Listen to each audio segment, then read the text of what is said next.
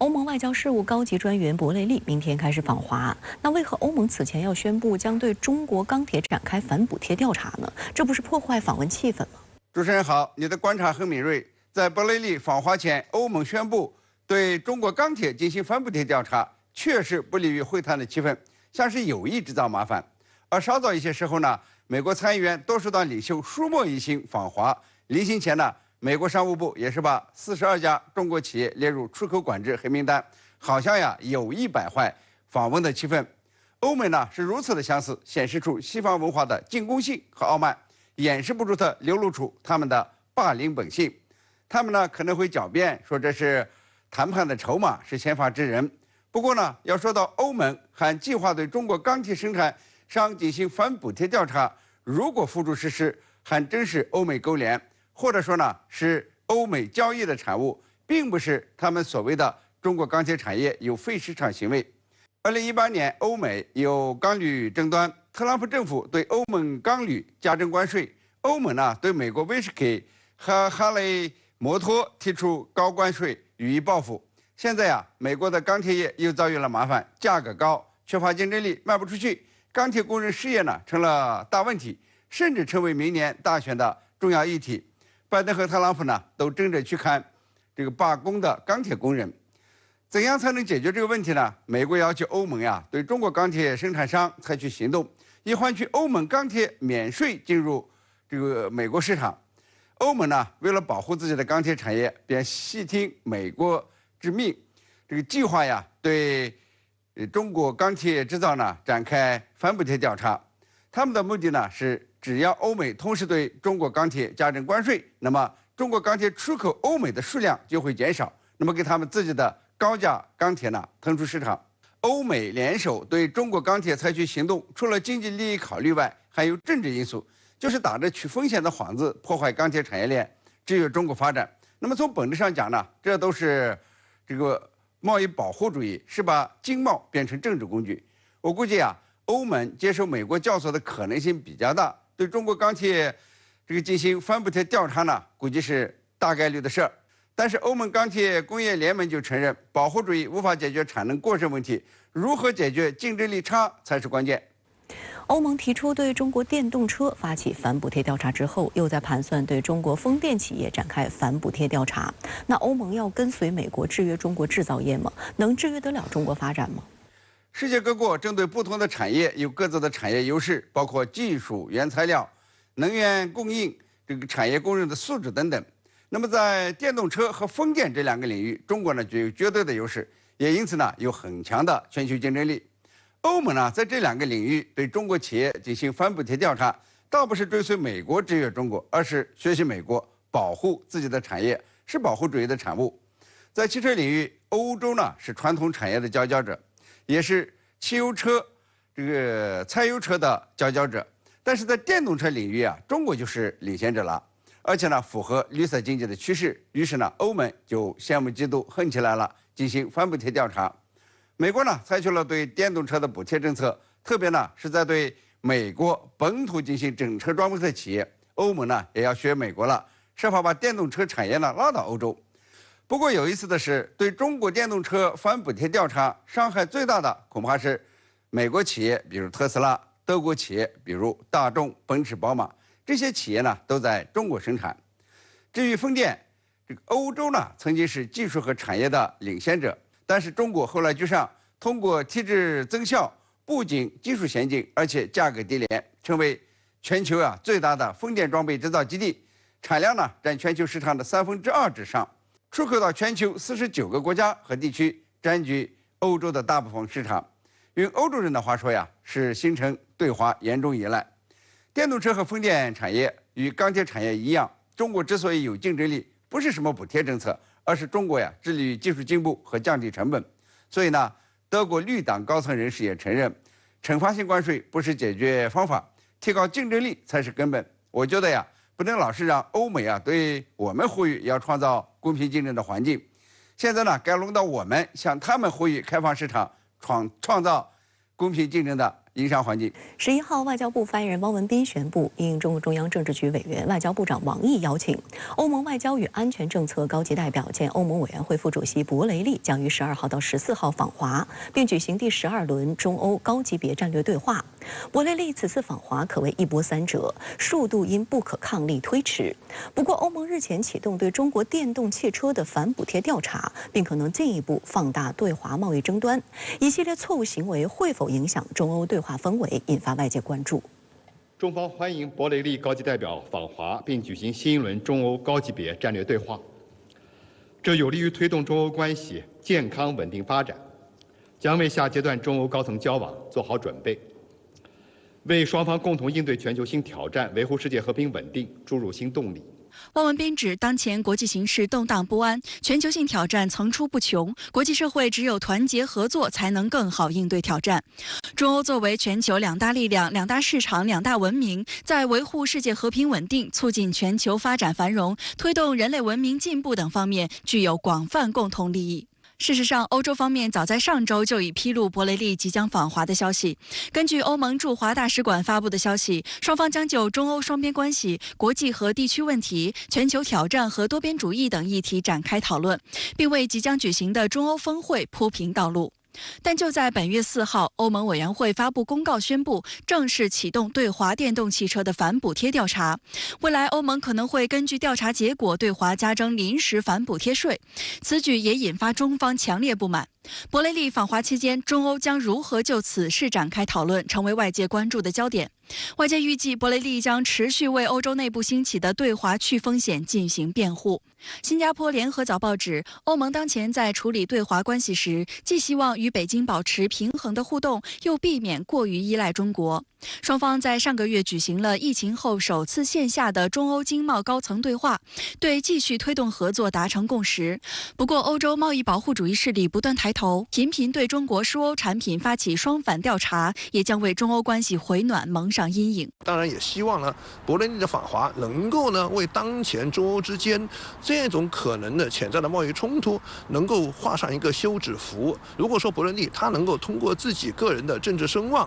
能够对欧盟的决策产生呢有利于中欧双方的这种影响，那么实际上未来呢，博雷利访华还是值得期待的。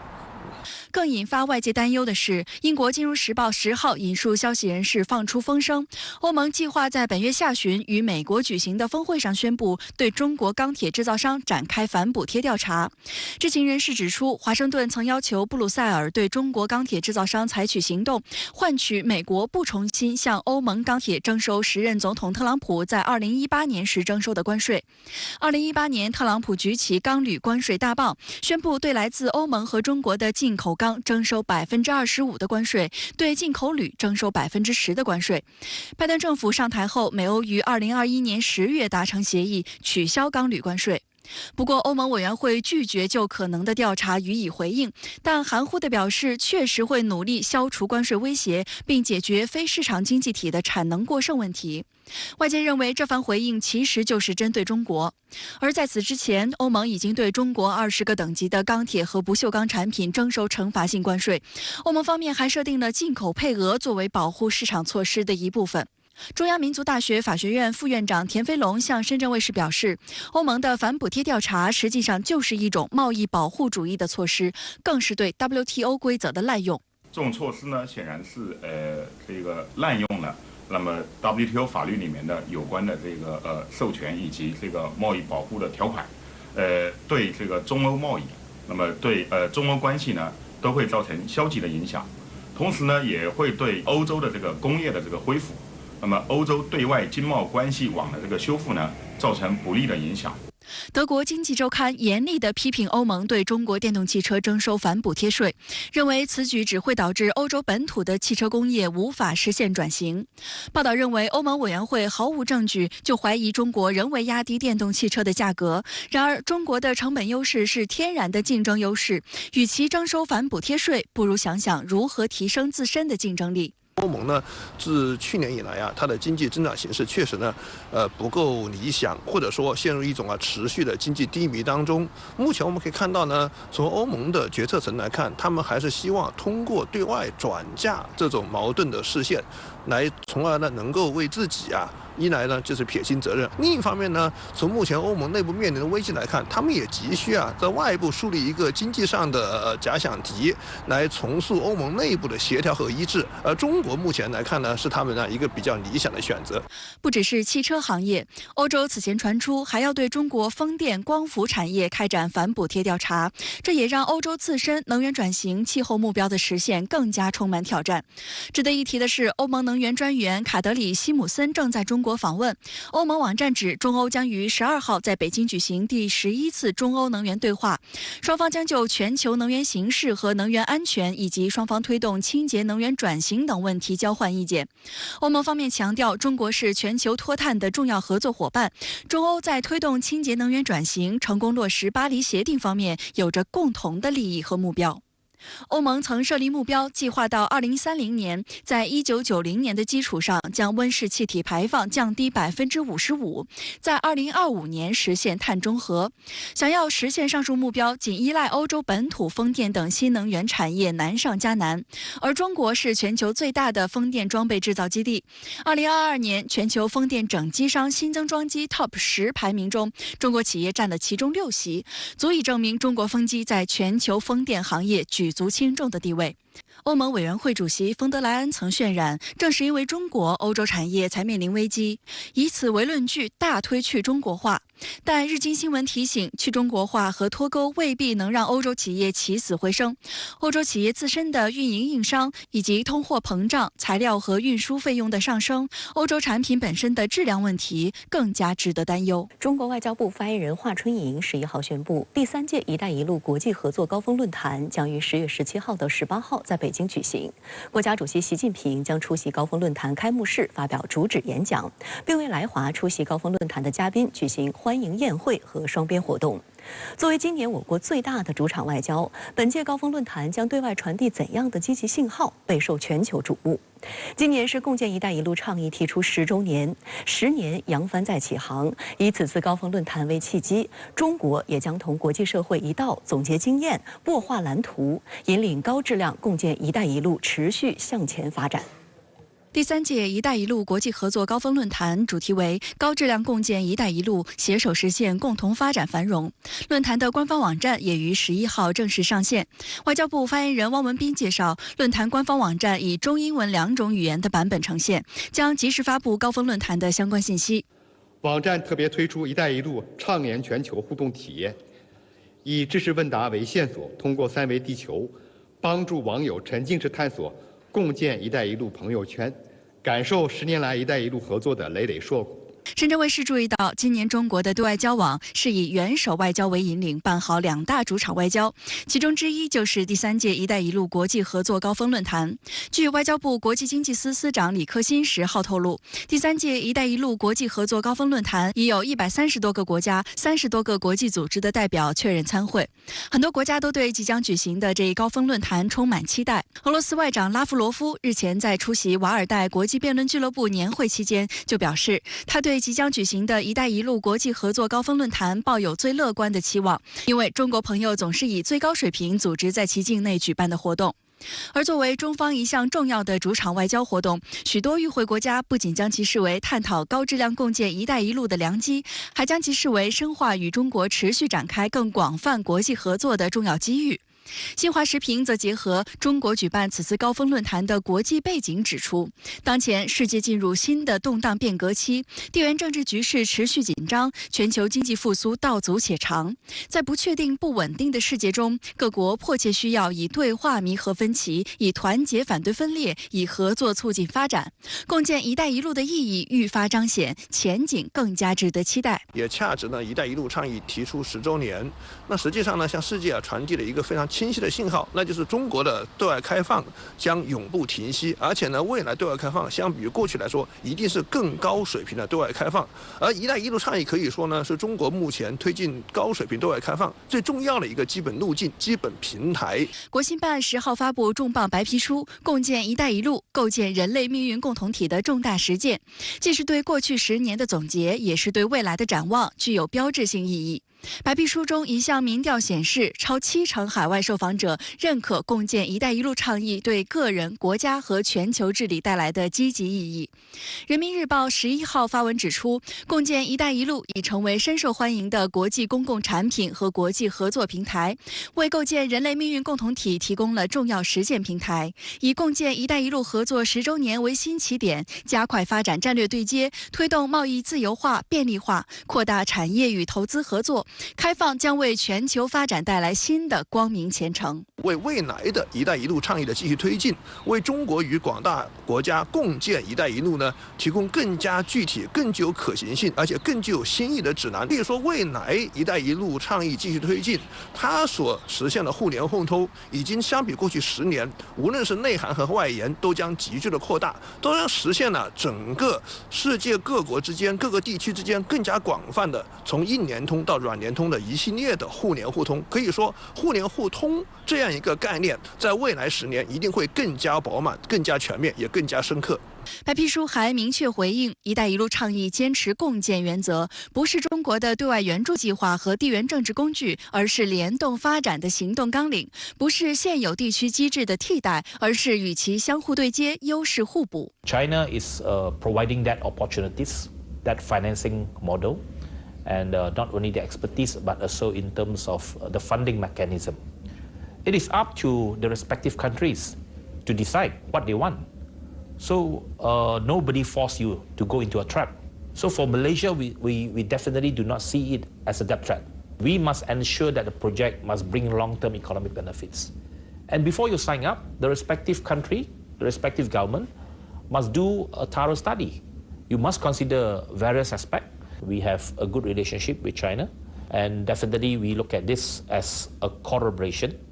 and to bring the two countries together. 站在共建“一带一路”倡议10周年的时间节点上，白皮书还回答了一个根本问题：为什么要搞“一带一路”？因为全球发展失衡了。用白皮书中的话说，少数国家主导的经济全球化并没有实现普遍普惠的发展，而是造成富者愈富、贫者愈贫。原因就是一些大国攫取利益后，不愿承担应有的国际责任，反而为保住自身利益，不惜破坏国际经贸秩序和市场规则。白皮书说，世界经济发展由少数国家主导，经济规则由少数国家掌控，发展成果被少数国家独享的局面必须得到改变。一带一路倡议说到底呢，它就是要彻底让整个国际社会摆脱过去那种发展成果由少数国家垄断、发展机遇由少数国家独享这种不公平的态势。因此，我们可以看到，一带一路倡议推进，实际上它也向整个国际社会，向尤其是广大发展中国家，充分证明了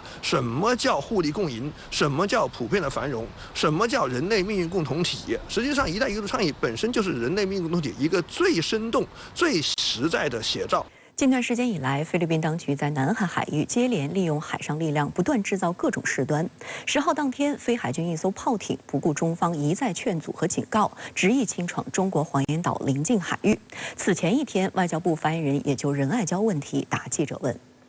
中国海警局新闻发言人甘宇表示，10月10号，菲律宾海军一艘炮艇不顾中方一再劝阻和警告，执意侵闯中国黄岩岛附近海域。中国海警船在多次喊话警告无效的情况下，依法对飞船采取跟监外逼、航路管制等必要措施，予以驱离。现场操作专业规范、正当合法。甘宇强调，中国对黄岩岛及其附近海域拥有无可争辩的主权，对相关海域拥有主权权利和管辖权。菲方行为侵犯中方主权，严重违反国际法和国际关系基本准则。我们敦促菲方立即停止侵权行径。中国海警将依法在中国管辖海域持续开展维权执法活动，坚决维护国家主权和海洋权益。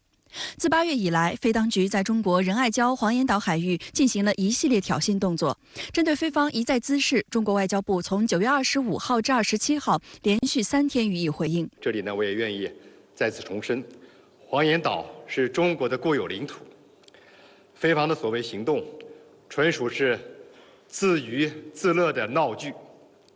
中方将继续坚定维护黄岩岛的领土主权和海洋权益。除了黄岩岛就非在仁爱礁采取的一系列举动，外交部发言人9号以答记者问形式表示，一段时间以来，菲律宾无视中方的善意和诚意，不断派公务船、军舰强闯仁爱礁邻近海域，企图运送用于大规模维修加固非法作滩军舰的建筑物资，实现对仁爱礁的永久占领。菲律宾此举严重侵犯中国的领土主权和海洋权益，违反国际法和南海各方行为宣言，破坏地区和平稳定。发言人重申中国对仁爱礁拥有无可争辩的主权的立场。仁爱礁历来就是中国领土，仁爱礁从来就不是菲律宾领土。规定了菲律宾领土范围的相关国际条约中，包括仁爱礁在内的南沙群岛完全不在菲律宾领土范围内。菲律宾以距离非领土较近为由对仁爱礁主张主权，是完全没有法律依据的。外交部的有关声明呢，它是有历史依据，也有这个国际法依据的。那么菲方在这西方势力的挑唆之下，以及菲律宾国内的反华势力的操纵之下呢，那么在包括仁爱礁之类的南海的这个岛礁权益上，向中国持续性的发出挑战，那么制造这个海洋权益的这个争议，并且呢将南海这个敏感的这个问题呢，然后国际化。引入这个域外力量的这个介入，使这个局势跟这个秩序这个复杂化，在仁爱礁问题上的这个挑衅，在国际法理上站不住，在实际行动上最终也一定会失败。外界注意到，菲律宾此轮挑衅行为明显经过了精心策划，每次行动都有大批外媒擂鼓助阵。此外，美国在背后扮演了煽风点火的角色。本月2号至13号，美菲等国还在菲律宾吕宋岛附近举行齐心协力联合军演，这里距离黄岩岛只有约340公里。以美国为首的西方与菲律宾进行了密切的军事勾连，活动相当频密。为南海的局势呢制造了更多不稳定、不确定的因素，会为南海的和平稳定带来极端不利的影响。中方的公务船只呢一直保持了冷静、专业、克制的态度，一直呢在避免事态的扩大。但是呢，有关方面一直进行这种挑衅的举动，对于南海和平稳定，对于南海行为准则磋商，也就是 COC 的磋商，都会带来不利的影响。最终受害的呢，还是域内国家自己。此外，菲方近期还频频拿非法无效的南海仲裁案裁决结果说事。美国国务院8月也曾发表声明，无端要求中方遵守所谓南海仲裁案裁决。外交部发言人在9号的声明中就表示，菲律宾提起的南海仲裁案直接涉及领土主权和海洋划界问题，领土问题不属于联合国海洋公约调整的范围。同时，中国政府已于2006年根据公约第298条规定，将海洋划界等问题排除在任何国际司法或仲裁管辖之外。菲律宾单方面提起南海仲裁案，违反公约规定。仲裁庭违反国家同意原则，越权管辖枉法裁判，所作裁决是非法的、无效的，没有任何拘束力。菲律宾依据上述裁决，主张仁爱礁属于菲律宾的专属经济区和大陆架，在法律上站不住脚。中央民族大学法学院副院长田飞龙对深圳卫视记者表示，美菲一直借仲裁案混淆视听，南海的紧张局势责任应由美菲承担。南海仲裁案的这个裁决呢，那么从源头看来，就是这个西方势力操纵下，那么对中国南海主权权益的一次非法的剥夺。所以呢，中国政府在这个问题上呢，从源头上就不承认其管辖权，采取了这个不参与，那么不承认、不执行的非常清晰的这个政策。美菲之间的这个勾结，以及在南海问题上的这个挑衅呢，使得南海局势以及中非关系呢，又重新这个陷入这个冲突的漩涡，那么出现了这个政治上的这个历史上的这个倒退。那么这个责任呢，当然是要由美菲这个承担。继续来关注巴以爆发的新一轮大规模冲突。以色列国防军发言人11号表示，冲突已造成以色列超过1200人死亡，其中大部分是平民。同一天，巴勒斯坦卫生部则表示，本轮冲突以来已造成加沙地带1055名巴勒斯坦人死亡。以色列防长10号声称，以色列国防军正在对加沙地带发起全面进攻。以色列时报则报道指，以方已经通知埃及方面，以军准备对加沙展开为期数月的地面攻势。以军10号继续对加沙地带展开空袭，加沙地带多地升起浓烟，在加沙地带的一处港口停靠的船只遭到以军的空袭，现场燃起大火，同时还有火箭弹落在船只周围。直至11号凌晨，以军对加沙的空袭仍在持续。11号凌晨，以军还和巴方武装人员在约旦河西岸那不鲁斯东部地区发生武装冲突。阿尔里马尔街区是加沙最为著名的商业区，很多写字楼、商铺、餐厅、当地政府机构曾坐落于此。连日来，以空军对加沙的多个目标发动袭击，很多目标都集中在该街区。以色列国防军发言人声明称，这个街区是哈马斯在加沙的重要象征。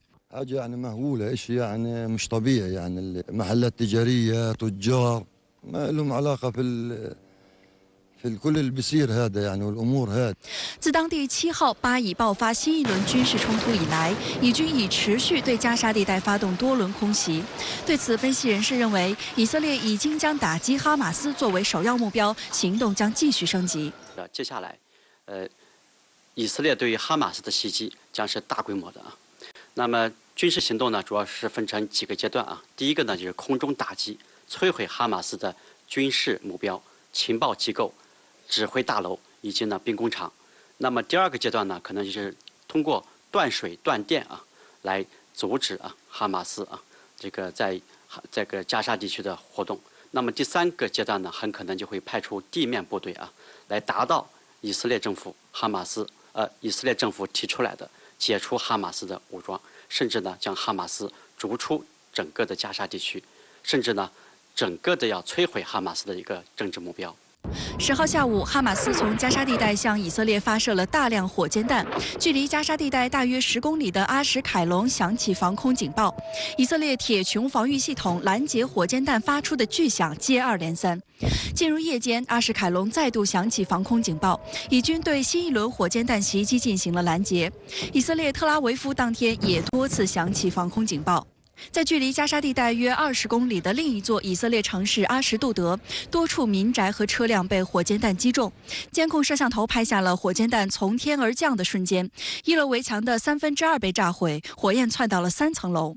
值得注意的是，以色列对哈马斯领导人展开密集斩首行动。以色列国防军10号下午发表声明说，以军对加沙地带哈马斯经济部长和一名哈马斯政治局高级成员实施了打击。消息人士证实，2名哈马斯高级官员当天被以军空袭身亡。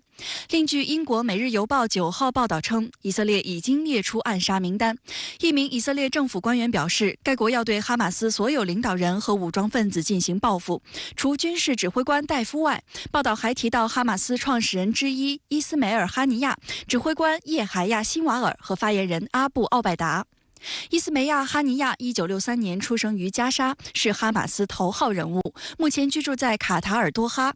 哈尼亚在难民营长大。1987年，第一次巴勒斯坦大起义爆发，哈马斯也在此时诞生。年轻的哈尼亚成为哈马斯成员。2003年，哈尼亚成为哈马斯的实际领导人。2006年，巴勒斯坦首次举行立法委员会选举，哈尼亚出任巴总理。辛瓦尔是哈尼亚的继任者，哈马斯2号人物。1962年出生于难民营，后来进入加沙伊斯兰大学。2017年2月，辛瓦尔秘密当选为哈马斯领导人，接替哈尼亚。不过，以色列时报9号报道，以色列国防军首席发言人丹尼尔·赫格里表示，这次袭击的哈马斯指挥官之一辛瓦尔已经死了。以色列总理内塔尼亚胡呢，政府恐怕会从根本上要解决哈马斯问题，要将哈马斯整个的组织自上而下要瓦解掉，要清除掉。所以呢，他就列举了一些军事领导人和政治领导人的名单。当然，随着呢这个战局的不断的拓展以色列能否实现精准的打击进行经典的这种精准的打击这个军事和政治领导人，还有待观察。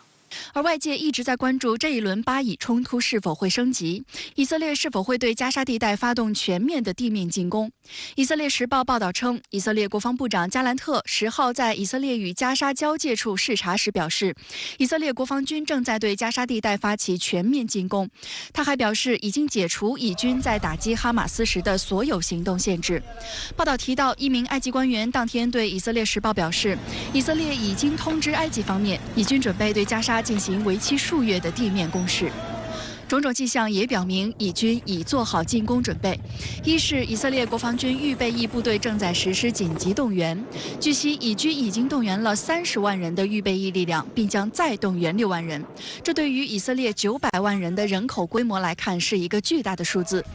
2是撤离加沙地带周边的以色列人，避免大规模军事行动产生附带伤亡。3是围绕加沙地带加速进行军事部署。目前，以军已围绕加沙地带增加部署了4个机步师的兵力。而在社交媒体上，以军坦克等装甲力量在加沙地带周边集结的画面不断出现，说明以军在为大规模进入加沙地带做准备。根据以往以色列对加沙展开的地面行动，以色列国防军通常会在空军和炮兵的掩护下，依靠坦克、重型装甲车配合部队，与加沙地带的武装进行逐街的战斗。期间还会有一些特种部队和摩萨德情报人员配合作战。随着无人机、巡飞弹等新型武器列装以色列国防军，预计这些武器也会大量在冲突中使用。有分析指出，如果以色列进入加沙地带展开大规模军事行动，将爆发激烈的巷战。虽然以色列拥有绝对的空中优势，地面也有非常强的装甲力量，但进入城市战优势无法充分发挥。哈马斯装备大量反坦克火箭筒、反坦克导弹、自杀式无人机、地雷以及爆炸物等，会让以色列打得非常艰难。近期，哈马斯已主动向外界公开一些新装备的反坦克武器，包括装备串联战斗部的反坦克火箭筒和反坦克导弹。这些反坦克武器具备更强的穿透能力，可击穿带爆炸反应装甲的坦克装甲战车。哈马斯呢也有它的优势啊，哈马斯长期呢善于进行的游击战啊，同时呢，哈马斯还俘虏了一些呢平民啊作为人质。在这种情况下，哈马斯呢还可以跟巴勒斯坦的加沙地区的巴勒斯坦人呢融为一体啊，渗透到这个民众当中。所以呢，以色列军队啊对于哈马斯成员的甄别、打击、抓捕将面临很大的困难。特别是一旦以色列在加沙地区派出地面部队，导致严重的人道主义灾难的话，那么国际社会会使以色列呢承受很大的这种压力。对于巴以新一轮大规模冲突，国际社会不断呼吁立即停火，但美国却一边倒地支持以色列，给局势带来了不确定性。美福特号航母已抵达东地中海，五角大楼表示正在考虑派遣第2艘航母部署至以色列沿海水域。同时，国务卿布林肯也于11号启程前往以色列。美国总统拜登在最新讲话中承诺将向以提供更多军援，此举被外界认为是拱火浇油，将加剧地区冲突升级。More than 1,000 civilians slaughtered, not just killed, slaughtered in Israel. Among them, at least 14 American citizens killed. 当地时间10号，美国总统拜登在白宫就巴以新一轮冲突发表讲话，谴责哈马斯对以色列的袭击是纯粹的邪恶行为，并称该组织为恐怖组织。他强调将全力支持以色列，并称将向以提供更多包括弹药和拦截器在内的额外军事援助，以补充以色列的铁穹防御系统。We stand with Israel. The Department of Defense has moved the USS Gerald R. Ford Carrier Strike Group to the Eastern Mediterranean and bolstered our fighter aircraft presence. And we stand ready to move in additional assets as needed. 同日晚些时候，哈马斯发表书面声明，对拜登的讲话予以坚决驳斥，批评拜登言论具有煽动性，称其掩盖了犹太复国主义政府的罪行和恐怖主义，且没有提到犹太复国主义势力对巴勒斯坦人民进行的冷血屠杀。哈马斯在声明最后敦促美国政府重新评估其立场，并指责美国在巴以冲突问题上表现出双重标准。美国的双标做法非常明显。早在1994年，巴勒斯坦和以色列签署了和平协议。那么在那个时候开始，美国就从来没有敦促以色列认真的执行这个协议，而且以色列呢，在约旦河西岸和加沙地带附近呢，增加这个以色列犹太人的定居点的行动，从来没有停止过。以色列呢，动辄对巴勒斯坦人民断水断电。断绝物资支持的行动也从来没有停止过，因为呢，美国有巨大的犹太人群体，所以符合美国利益的时候，美国对恐怖组织视而不见。如果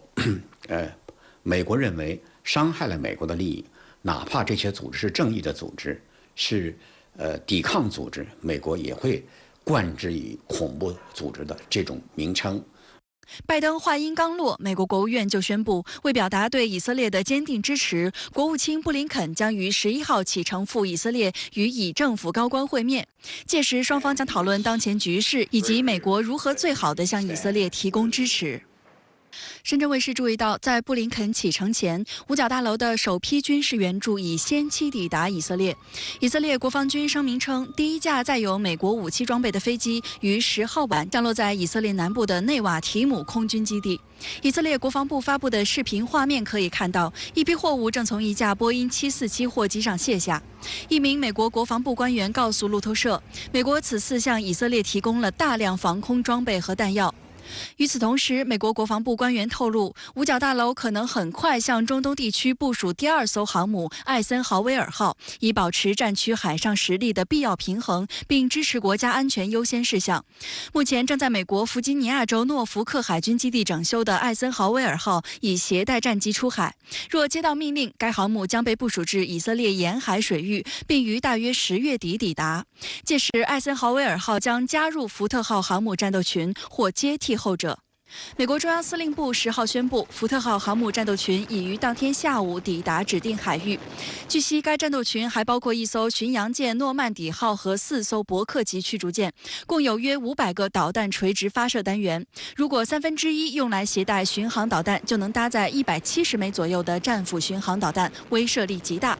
同时，美国空军还增加了在该地区的战机部署，包括 F-35、F-15、F-16和 A-10等战斗机中队。有观察指，美军在同一地区部署2艘航母，并配有巡洋舰、驱逐舰和战机等，并不多见。上一次美军在中东地区这么做，还是在2020年，当时伊拉克塔吉营地遭到导弹袭击，2名美国军人和1名英国军人丧生。美国将艾森豪威尔号和杜鲁门号航空母舰派遣到阿拉伯海震慑伊朗。常驻五角大楼的哥伦比亚广播公司记者大卫·马丁在节目中指出，抵达以色列外海的航母战斗群大概率不会立即投入战斗，其主要作用是威慑哈马斯、黎巴嫩真主党及伊朗。It does have a number of escort ships that are suited for missile defense, and because the U.S. and Israel have trained so much over the years, they can link their missile defense ships in with the Israeli air defense network. 尽管美国声势浩大地从外交、军事等多方面一边倒声援以色列，但有分析指，突发的巴以冲突实际上让美国猝不及防，不仅打破了美国试图在中东推进沙特与以色列和谈的棋局，也使得拜登政府的外交政策重点被打乱，进而影响拜登寻求竞选连任的局面，使他面临新一轮的国内政治批评。因此，拜登不得不硬着头皮以坚定姿态支持以色列，同时也得私下提醒以色列总理内塔尼亚胡不要把事情搞大。据美国全国广播公司10号报道，拜登政府2位官员和1位前官员透露，在10号通话中，拜登敦促内塔尼亚胡尽量减少加沙地带的平民伤亡。拜登比以往更加直接地表示，如果以色列被发现使用过度的武力致妇女、儿童和非战斗人员死亡，白宫将不得不面对舆论的反弹。不过，这一事宜仅限于2人私下沟通，在通话后的讲话中，拜登并没有公开提出同样的要求。美国政府还没有准备好支持以色列发动对加沙的全面战争，因为美国还不想完全丧失它，就是美国本国在阿拉伯国家中的形象。美国还要从全球战略考虑，所以美国会支持以色列打一场战争，但是是一场低烈度的战争。美国会要求以色列适可而止。值得一提的是，在拜登新一轮讲话当天，俄罗斯总统普京在莫斯科会见伊拉克总理苏达尼时直言，此轮巴以冲突体现出美国中东政策的失败。普京还表示，有必要建立一个独立的、拥有主权的巴勒斯坦国。俄总统新闻秘书佩斯科夫也于10号确认了巴勒斯坦总统阿巴斯将访俄的消息，但目前还没有此次访问的确切日期。巴勒斯坦驻俄大使阿卜杜勒·诺法勒当天在接受俄罗斯24电视频道采访时称，巴勒斯坦正在为阿巴斯访俄做准备工作。俄罗斯和以色列与巴勒斯坦解放组织，我们指的是法塔赫，都保持友好关系。俄罗斯也没有和哈马斯为敌。所以俄罗斯这样做呢，是想通过这个影响法塔赫或者影响巴勒斯坦民族权力机构，来慢慢的促使哈马斯和以色列能够在一定程度上达成间接的这样一种谈判。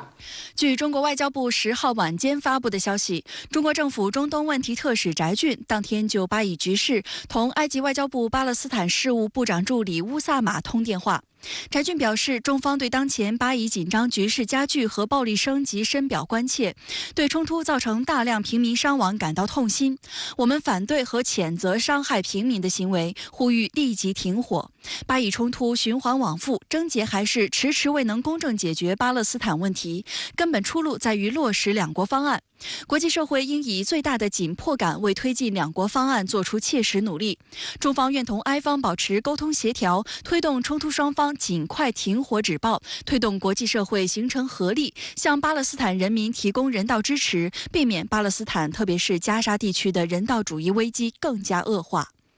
乌萨马高度赞赏中方长期以来在巴勒斯坦问题上的公正立场，强调应根据联合国有关决议，在两国方案基础上推动巴勒斯坦问题全面公正解决。国际社会应肩负起责任，为重启巴以和平进程创造条件。埃方期待同中方一道，为推动局势降温做出努力。相关话题来连线特约评论员更新。更先生您好。巴以冲突升级已经几天了，有人说其严重性超过俄乌冲突，有人说这是第二次911或第二次珍珠港。那您认为应如何来准确定位？确实啊，巴以冲突升级已经好几天了，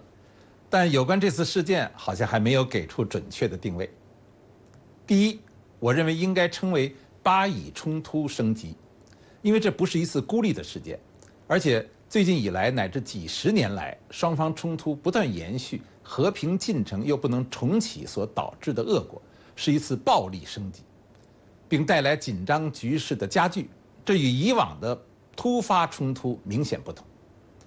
第二，这场冲突和俄乌冲突有所不同，看似事态好像夺人眼球，其实只是两个相对比较小的军事力量之间的碰撞升级，而且有长期各方协调经验的案例积累，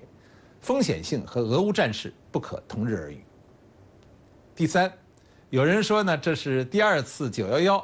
其实不准确，因为911事件是一个与整个和平人类为敌的非传统式的突发性恐怖袭击，和这次事件是基于双方长期鲜明对抗且不断冲突积累矛盾的情况明显不同。这不等于是要承认哈马斯突袭的正当性，但是要指出和911的这种特定的恐怖袭击还是有本质不同的，定义上应该有所区别。第四，有人说呢，这是第二次珍珠港，更是不准确的定位。珍珠港事件是日本作为法西斯主义阵营主要成员，向整个和平人类发起挑战。珍珠港事件前，美日之间一直是有合作关系的，但日本突然翻脸，确实是不宣而战。这些都与巴以冲突的性质完全不同。总之，越是复杂尖锐的局势下，越要注意客观、准确、全面地把握基本事实的定性和事情本来的来龙去脉、是非曲直，才不至于迷失方向。以色列宣布要进攻加沙地区，那您对局势发展有何预判？作为维护中东和平的一股重要力量，中国又应该如何应对局势的变化？这次冲突的升级特别是以色列受损较大，面子丢得较多，所以估计会有一个持续的报复和反击，逐渐走向平衡的过程，很难立刻停火止战。但可能也不至于发展到天下大乱或者是世界大战的地步。首先从内因来看中东这个地方，特别是巴以之间的矛盾，一直就具有着长期性和对抗性的特征。但是呢，他们的关系除了因为历史、宗教、各种利益、感情等负面因素的对立，还有一种地缘上近邻的定位，他们是搬不走的邻居。不管关系怎么不好，大家也要在一起相处。其实世界上这种复杂的地缘关系很多，只是中东这个地方的矛盾有些特殊性。从外部看呢，各大国经过长期在中东经营，费力很多，但所得很少。甚至有人比喻这里是大国的坟墓啊。所以这些年来，各大国其实都在撤出中东，尤其现在俄乌冲突压得美国、欧洲喘不过气的时候，他们当然不希望在中东再开辟一个无底洞式的战场。美国国会为了援助乌克兰的钱还没着落呢，再加上一个以色列，那可真的是捉襟见肘了。所以各大国应该不会支持或允许今天的巴以冲突无限升级。有关中国的对策呢，由于巴以双方都是中国的好朋友，中国政府最近一系列外交表态和斡旋行动都体现了公正、成熟、温和的原则，对于今天的形势非常具有建设性。世界需要和平发展，中东正在推动各方乐见的和解潮，不要让这次巴以冲突升级的逆流干扰我们的努力，这也是对所有人的智慧、能力和决心意志的考验。